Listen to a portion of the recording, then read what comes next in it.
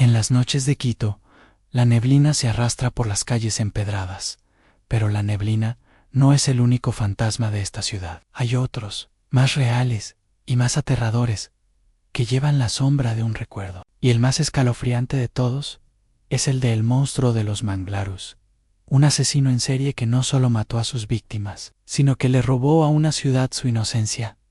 Esta historia no comienza con un grito, sino con un susurro.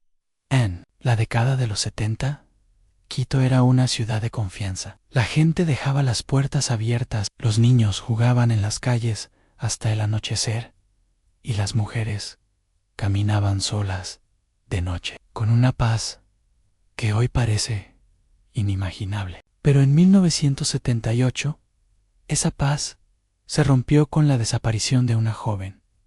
La policía, en ese momento, lo vio como un caso aislado. Quizás se había escapado o se había ido con un novio. Pero luego, otra joven desapareció, y otra más en el silencio de la policía y el miedo de la gente se encontraron en las calles. Los periódicos, con una voracidad que hoy nos parece familiar, empezaron a hablar del monstruo. Al principio, el nombre sonaba a ficción, a un cuento para asustar a los niños, pero los detalles de los crímenes que se revelaban, en voz baja, en las esquinas de las calles, eran muy reales. El asesino, con una brutalidad que no era de este mundo, se llevaba a sus víctimas, y sus cuerpos eran encontrados en lugares oscuros y sin vida.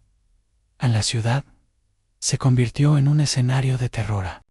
Nivel mental. El miedo no estaba en la oscuridad, sino en la luz del día. Los padres no dejaban a sus hijas salir solas, las puertas se cerraban con llave. Los extraños eran mirados con desconfianza. El monstruo de los manglares no tenía un rostro. No existía un hombre. Podría ser el vecino, el tendero o el conductor del autobús. El terror se volvió una parte de la vida cotidiana. La gente no tenía miedo a un fantasma, sino a la idea de que un monstruo de carne y hueso caminaba entre ellos, con una sonrisa en su rostro y una sed insaciable de matar. El caso del monstruo de los manglares se convirtió en una obsesión. Para la policía y para la gente de Quito, el asesino, con una habilidad macabra, se movía sin dejar rastro. Pero en 1980, en una casa en el sur de Quito, la policía encontró una pista que los llevó a un hombre de 42 años, un hombre normal y corriente, con una vida normal y sin antecedentes. Se llamaba Segundo. Al ser capturado, los vecinos lo veían como un hombre educado, un poco callado, pero un buen vecino. Pero debajo de esa fachada se escondía el mal. Cuando lo arrestaron, confesó sus crímenes con una frialdad escalofriante. Habló de 16 crímenes con una frialdad que helaba la sangre. Dijo que tenía una sed insaciable de matar, una sed que no se podía apagar, y que, en sus crímenes, sentía una satisfacción que no encontraba haciendo nada más que acabar con la gente.